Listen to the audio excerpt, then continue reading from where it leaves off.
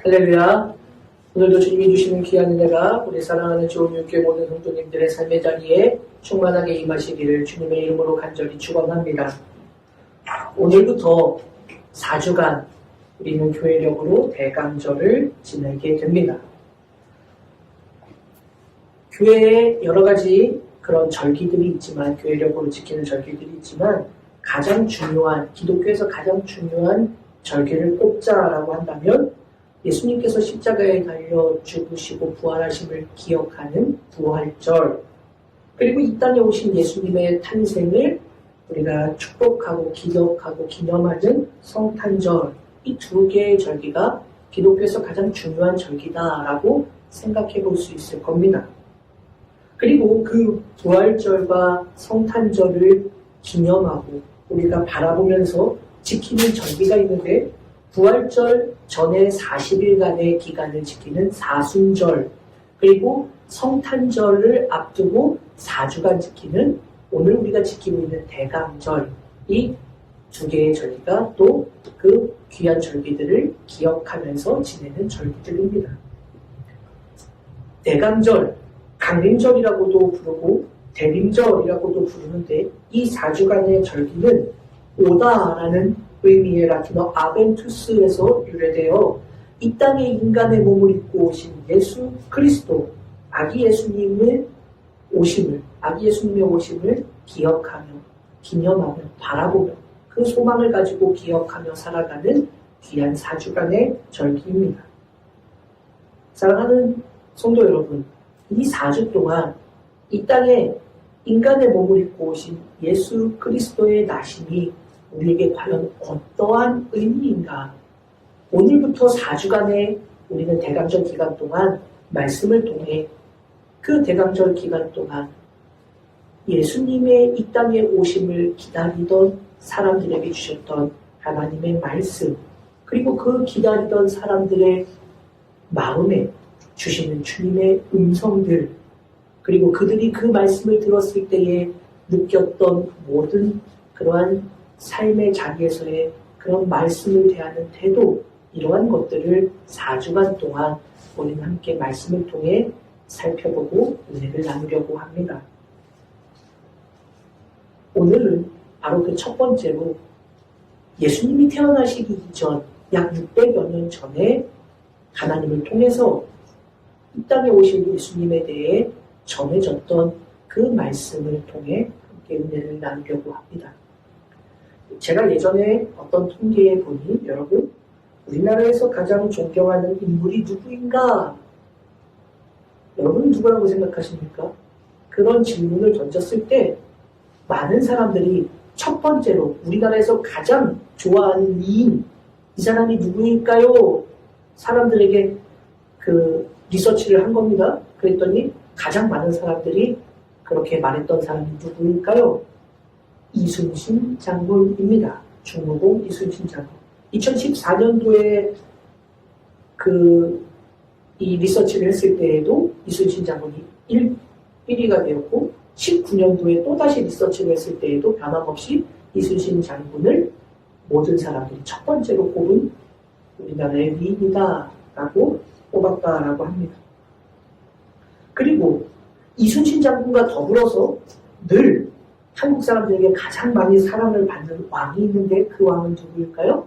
세종대왕입니다. 임진왜란의 그런 풍전등화 같던 그런 위태했던 순간 외군들에게 언제나 두려움의 대상이었던 이순신 장군, 한국 사람들이 가장 많이 위인으로 사랑하는 사람들로 지금도 회자되고 있습니다.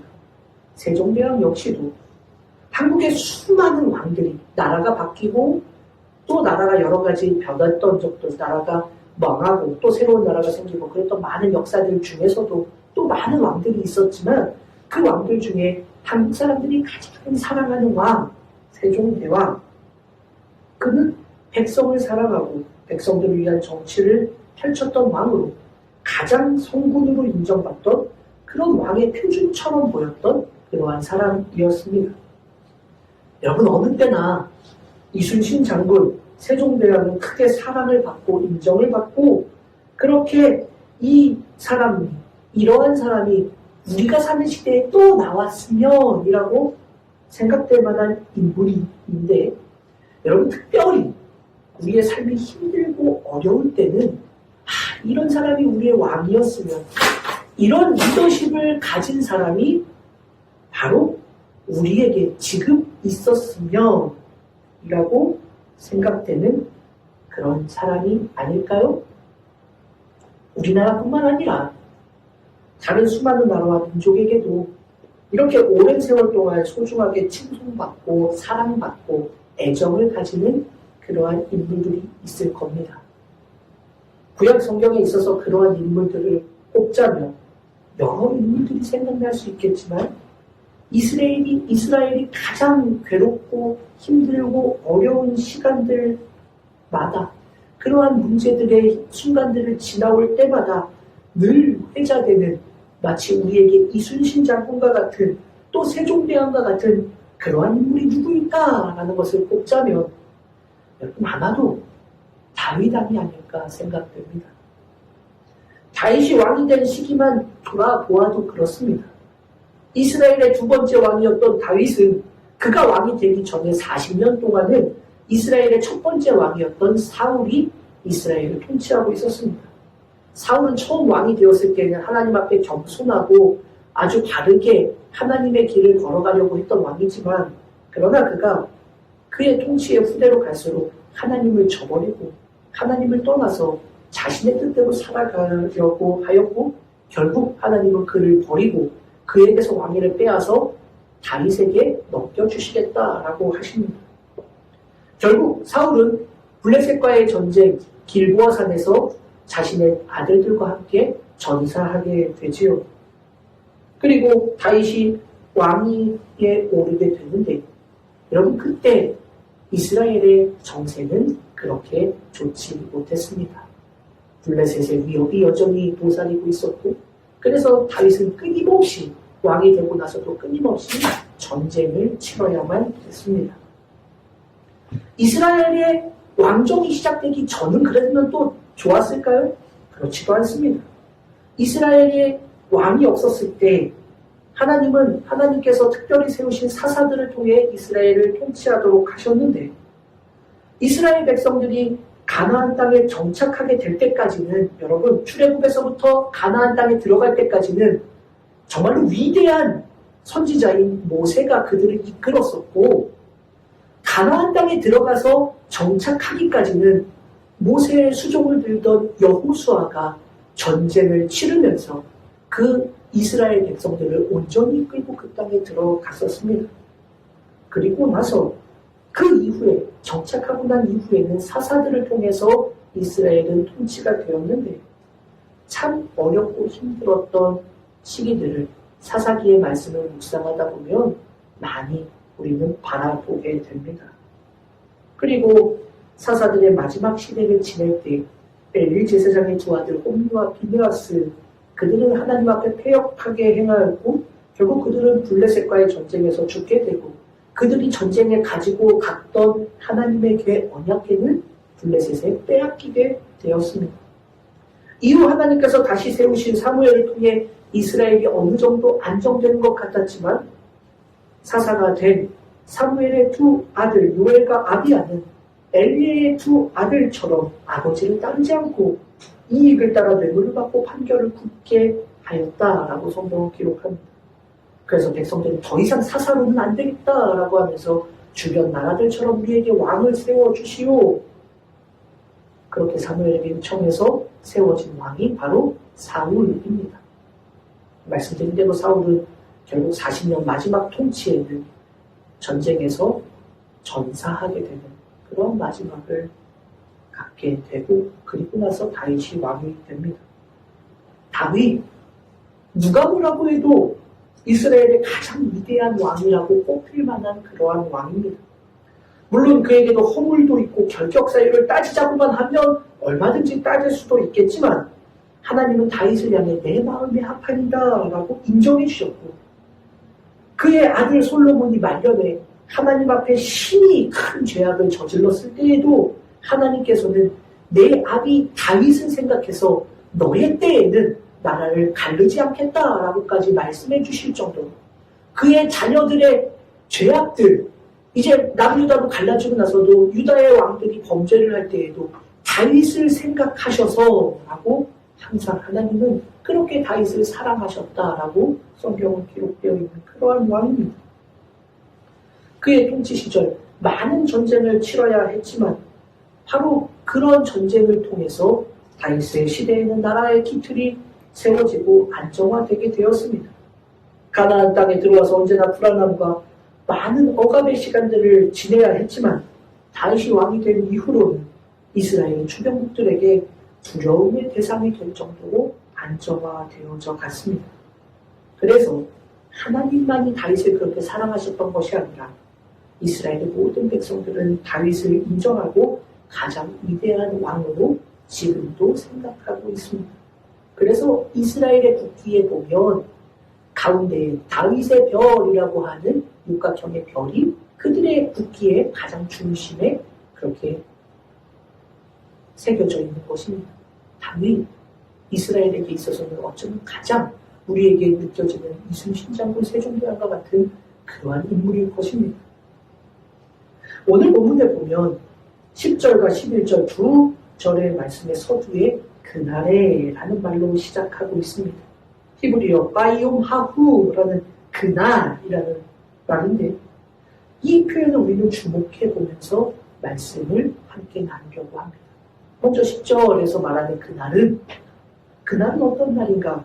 성경은 이새의 뿌리에서 한 싹이 나는 날이라고 그렇게 말씀해 주고 있습니다. 이를 11장 1절에서부터 하나님은 분명히 말씀합니다. 1절 말씀, 이새의 줄기에서 한 싹이 나며 그 뿌리에서 한 가지가 나서 결실할 것이요 라고 그렇게 말씀합니다. 그리고 이어지는 2절에서 그의 위, 그러니까 그 이새의 줄기에서 결실한 그의 위에는 여호와의 영, 곧 지혜와 총명의 영이요 모략과 재능의 영이요 지식과 여호와를 경외하는 영이 강림하시리니 라고 말씀합니다. 그러니 여기 10절에서 말하는 그날은 이새의 줄기로부터 결실한 한 싹이 만민의 기치로 서게 되는 날, 그리고 그 결실한 그의 위에는 하나님께서 하나님의 영을 부어주시는 그날이라고 성경은 말씀해주고 있는 것입니다. 그날은 하나님께서 세우실 그가 세워지는 날, 놀라운 역사가 새롭게 이루어지는 날이라고 하나님은 분명히 선언해주고 계시는 것입니다. 그런데 우리는 여기서 주목해볼 만한 중요한 표현이 있습니다. 이새의 줄기에서, 이새의 뿌리에서 라고 그렇게 기록되어 있는데 우리는 이렇게 말하니 이새의 줄기, 이새의 뿌리, 우리는 흔히 이 말씀들을 다른 이사야서의 다른 부분에서도 또 여러 성경에서도 이런 말씀을 메시아 예고라고 해서 하나님이 세우실 메시아는 이새의 자손, 즉 이새는 다윗의 아버지입니다. 다윗의 자손에게서 하나님께서 세우실 것이다 라고 그렇게 이해하고 말씀을 봅니다. 맞아요. 맞습니다. 그래서 마태복음에서는 마태를 이 말씀을 통해 예수 그리스도의 계보를 언급하면서 다윗의 자손 중 요셉에게서 그의 아내 마리아를 통해 예수님이 탄생하셨다. 또 이렇게 말하고 있지 않습니까? 맞아요. 이새의 뿌리, 다윗의 자손에게서 메시아 예수 그리스도께서 탄생하신다라는 말씀을 우리는 그렇게 이 말씀을 받아들입니다. 그런데 여기서 우리는 중요한 표현을 보는데 여기 줄기에서라는 이 표현입니다. 표면상 이 표현은 다윗의 자손을 의미하는 것처럼 보이기에 그냥 넘어갈 수 있지만 사실 원문의 이 단어는 줄기가 아닙니다. 무엇이냐? 나무의 밑둥, 그러니까 그루터기라는 뜻입니다. 이 말은 우리가 좀 생각해 보아야 합니다. 이새의 줄기, 이새의 뿌리라고 하면 뿌리로부터 잘 자라나서 그 근간, 우리는 뿌리, 줄기라고 하면 여러분, 뿌리라고 하면 뭐라고? 그냥 그게 단순히 그냥 뿌리네 별볼일 없네 이게 아니라 그 맥을 그 자손이라는 의미로 우리가 해석하지 않습니까? 그런데 이 단어는 사실은 줄기라는 게 아니라 그루터기, 밑둥이라는 뜻입니다. 자, 밑둥, 그루터기, 여러분 한번 생각해 보십시오. 그루터기 하면 여러분은 뭘 느끼십니까? 그루터기를 보고 이야 멋있다라고 생각하십니까? 나무를 베어낼 때 뿌리까지 되지 않고 밑둥만 남기고 잘라버리면 밑둥만 얇게 남아있지 않습니까? 그걸 보면서 뭐라고 느끼십니까? 대부분의 많은 사람들은 그것을 보고 생명이 있다라고 생각하는 사람 없을 겁니다. 생명의 기운이 하나도 없는 겁니다. 비참한 상태의 파멸과 멸망을 그래서 이 단어는 의미하기도 합니다. 그러니 이 표현을 우리는 단순히 다윗의 후손으로부터 메시아가 탄생할 것이다 라는 예언으로만 우리는 이해할 수가 없는 겁니다. 왜 도대체 하나님께서는 이새의 밑둥, 그루터기, 더 이상 생명도 없고 소망도 없는 그곳에서 메시아가 탄생할 것이다 라고 주님은 왜 그렇게 우리에게 말씀하고 있는가? 바로 그것을 우리는 보아야 합니다. 이새의 줄기에서, 이새의 그루터기에서라는 이 표현은 메시아가 오실 그때에는 더 이상은 아무런 소망이 없는 절망과 같은 그때라는 것을 우리에게 알려주시는 것입니다. 그들이 다윗의 자손이라면이라고 바라보던 그 소망은 이젠 더 이상 없어진 것 같은 그러한 상황, 그러한 모습, 메시아가 오는 그때는 그러한 희망이 없는 때였다라는 것을 우리에게 말씀하는 것입니다. 우리가 아는 것처럼 하나님은 이사야서의 말씀을 통해 또 다른 예언자들의 말씀을 통해서 이스라엘이 결국 바벨론에 의해 멸망하게 될 것이다 라고 말씀해 주셨고 실제로 그 말씀대로 남유다 왕국은 바벨론에 의해 멸망당하고 그들은 바벨론의 포로로 끌려가고 70년 동안 나라를 잃어버리게 되었습니다. 포로 생활을 하고 그렇게 살았습니다. 그곳에서 그들의 신앙이 짓밟혀지고 모든 고난의 시간들을 견뎌내야만 했습니다. 이 말씀을 통해 하나님은 메시아가 이 땅에 오시는 시기는 바로 그렇게 아무런 소망이 사라진 것과 같은 그러한 때, 더 이상 소망이라고는 찾아볼 수 없는 그루터기밖에 다 무너져버리고 없어진 것 같은 그러한 때, 그때가 바로 메시아가 이 땅에 오실 때다라고 말씀해주고 있는 것입니다. 사랑하는 여러분, 오늘 우리는 대강절 첫째 주일 아침 하나님을 예배합니다. 지난 2년 동안도 우리 역시도 돌이켜보면 아무런 소망이 없는 것과 같은 하루하루를 지내고 있지는 않았습니까? 도저히 무엇을 해볼 수도 없을 것과 같은 두려움의 자리에서 여러분 백신을 맞았다고 안심할 수도 없는 두려움과 공포의 현장에서 백신을 맞았는데도 코로나에 걸릴 수 있다, 바이러스에 걸릴 수 있다, 그래서 두려움에 쩔쩔매며 여전히 내 주위의 모든 것들, 그것들과 거리를 두어가며 그렇게 해결할 수 없는 것 같은 두려움, 소망이 끊어져 버린 것 같은 그러한 삶의 자리를 우리도 지난 2년 동안 살아오지 않았습니까? 더군다나 앞으로 남은 얼마 동안 또 그 일들이 계속되어질지도 모르는 두려움 속에서 오늘도 우리는 살아가고 있지 않습니까? 바로 그러한 우리에게 주님은 말씀하십니다. 바로 그러한 자리, 그루터기밖에 남아있지 않은 것 같은 바로 그 자리, 그 상황, 그 날이 하나님께서 메시아, 하나님이 보내신 하나님의 은혜, 예수 그리스도가 이 땅에 오신 날이다 라고 우리에게 말씀해주고 있는 것입니다. 세상적으로는 아무런 소망도 없는 것 같습니다. 이룰 수 있는 기대조차도 이미 모두 무너져버린 것 같은 상황입니다. 그러한 우리들에게 하나님은 그날에 바로 그때 내가 나의 종, 내가 보낼 메시아를 너에게 보내주겠다 라고 하나님은 말씀하는 것입니다.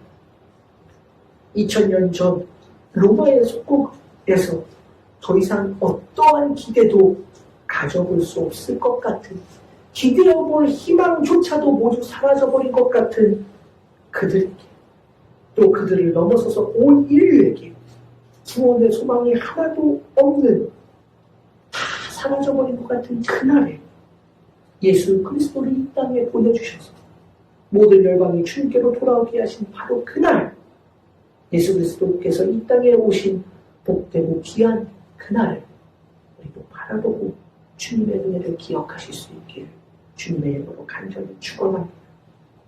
이 땅에 하나님께서 예수 그리스도를 보내주신 그날은 바로 이러한 때였습니다. 아무리 소망을 찾으려고 해봐도 찾을 수 없는 날입니다. 절망의 탄식밖에는 나오지 않는 그러한 날들입니다. 모든 것들을 다 포기해야만 한다라고 해서 N4세대라고 자신들의 삶을 비관하며 비참에 빠져가는 어쩌면 이 시대의 젊은이들이 바라보는 그러한 날들입니다. 사랑하는 여러분, 기억하십시오. 2000년 전 주님이 우리에게 오신 그날도 그러한 때였다라는 것을 기억하십시오. 그리고 그로부터 600여 년 전 이 말씀을 선포하셨던 하나님이 말씀하셨던 그때에는 마찬가지로 그들에게도 소망은 없었던 때였다라는 것을 기억하십시오. 더 무너질 것만 남아있던 그때에도 하나님은 우리에게 바로 그때에 내가 너희에게 메시아를 보내주마 라고 말씀해 주셨던 이 말씀을 우리도 오늘 우리에게 주신 하나님의 말씀으로 들을 수 있기를 바랍니다. 사랑하는 여러분, 어두컴컴한 터널을 지나고 있는데도 도대체 그 끝이 보이지 않는 것 같은 그러한 시간들 속에서 하나님은 우리에게 말씀합니다. 너희가 아무리 노력해도 소망이 없는 것 같은 그때 소망이라는 건 이제는 다 포기해버리고 절망의 늪에서 허우적댈 수밖에 없는 바로 그날 내가 너희에게 소망을 주겠다라고 말씀하시는 하나님의 음성을 2600년 전에 남유다의 지옥과 같은 어두움 속을 살아가고 있는 그들에게 2000년 전 로마의 지배 아래서 그들의 신앙을 억눌려 살아갈 수밖에 없었던 그들에게 그리고 오늘 두려움 속에서 불안함 속에서 아무런 희망이 없는 것 같은 절망 속에서 살아가고 있는 오늘 우리에게도 주님이 주시는 음성이 된다는 것을 기억하시는 복된 주님의 자녀들이 되시기를 바랍니다. 그 믿음 안에서 주님의 오심을 바라볼 수 있는 사랑하는 주의 자녀들이 되시기를 간절히 소원합니다. 사랑하는 여러분, 하나님은 우리에게 이 비참함의 시간들 속에서 아무것도 할 수 없는 우리를 향하여 또 이렇게 말씀합니다. 이사야 6장 13절 말씀입니다. 그 중에 10분의 1이 아직 남아있을지라도 10분의 1이 아직 남아있어도 이것도 황폐하게 될 것이나 10분의 1만 남아있는 것도 완전히 황폐하게 될 것인데 밤나무와 상수리나무가 배임을 당하여도 그 구루터기가 남아있는 것 같이 거룩한 씨가 이 땅에 그루터기니라. 그래요. 그루터기만 남아있어요. 그런데 그것이 거룩한 씨다라고 주님은 말씀합니다.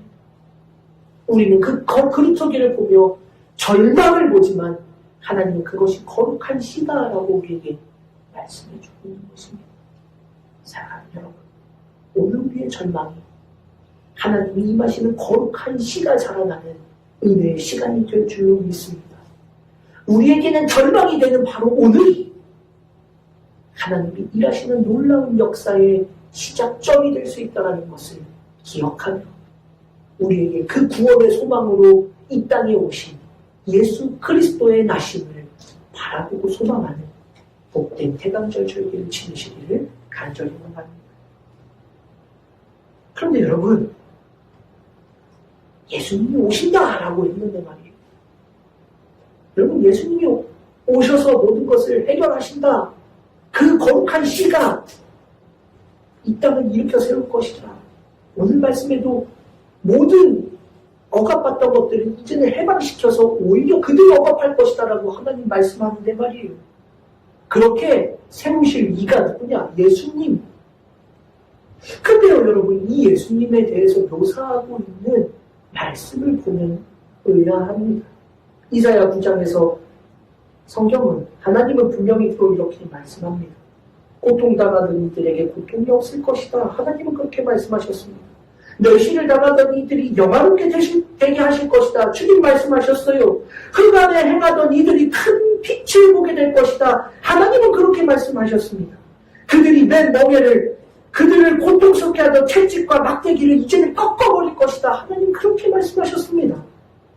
그 날이 되면 하나님의 보내실 메시아 예수 그리스도가 이 땅에 오시면 이 모든 것들이 이루어질 것이다. 하나님 미리 그렇게 말씀하셨어요. 그런데 만민의 기치로 소개될 메시아 그가 누구인가?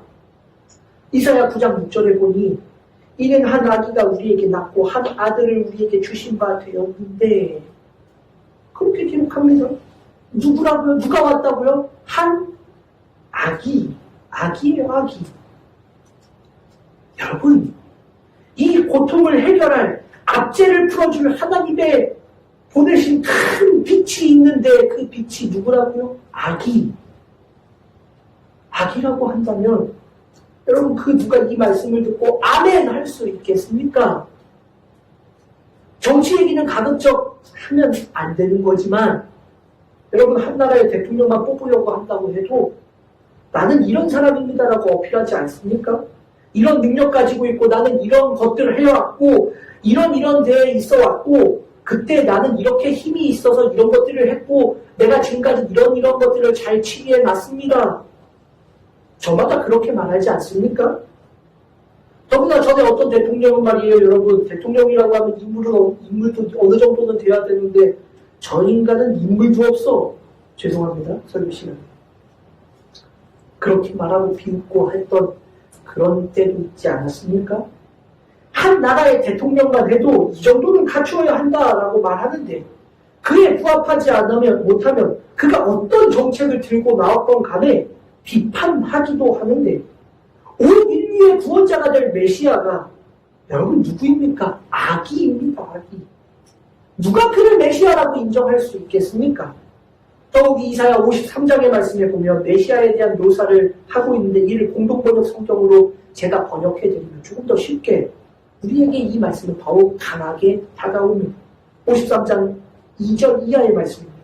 그는 메마른 땅에 뿌리를 박고 가까스로 도단한 햇순이라고나 할까?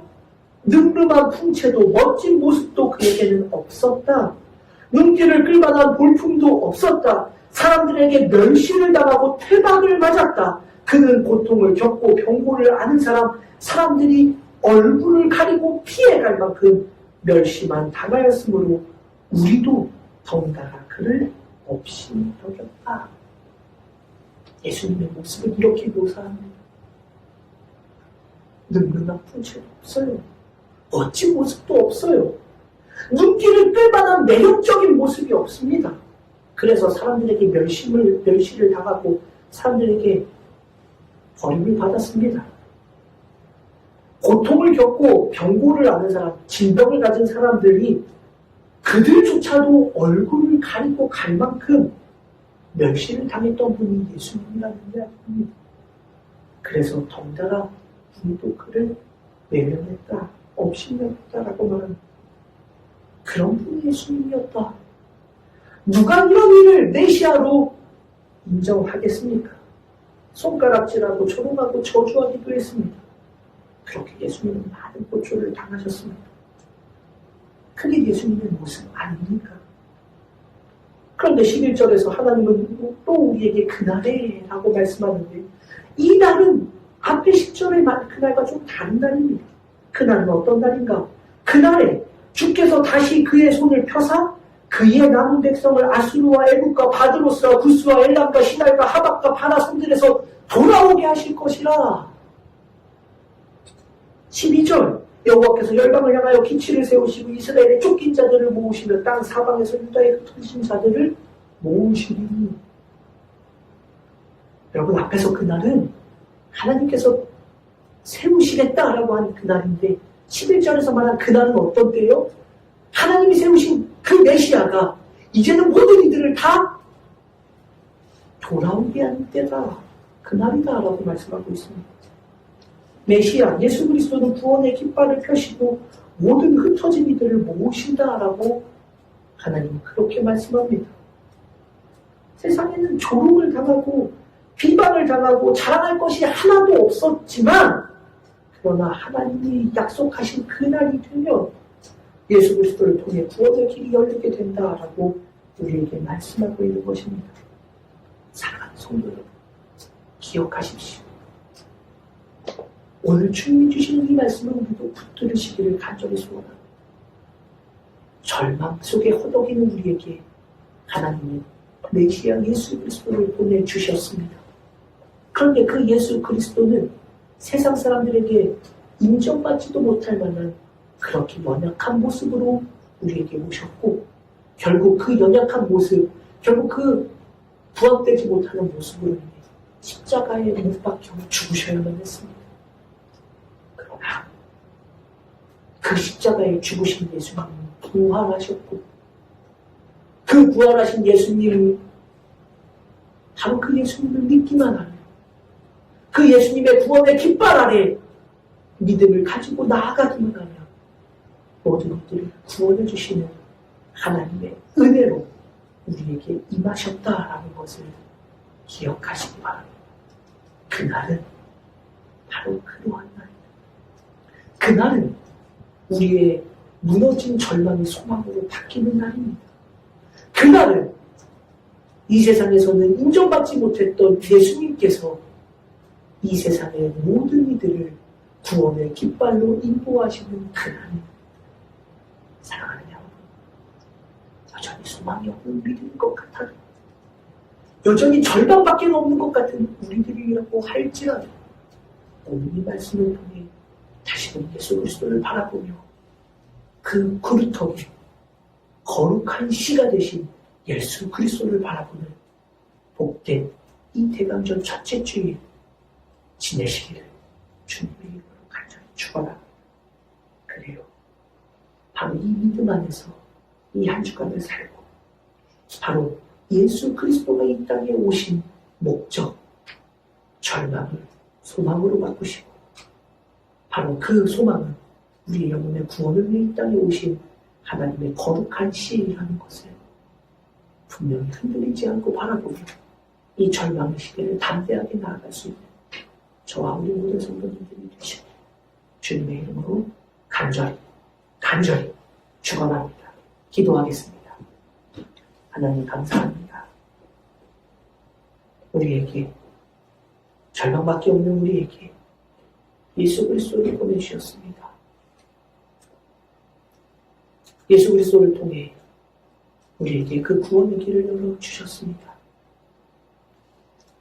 그 말씀이 복음이 되고 능력이 되어 오늘도 아무것도 없는 절망밖에는 우리에게 남아있지 않은 것 같은 이 시대를 살아가는 우리에게도 소망이 되게 하여 주옵소서.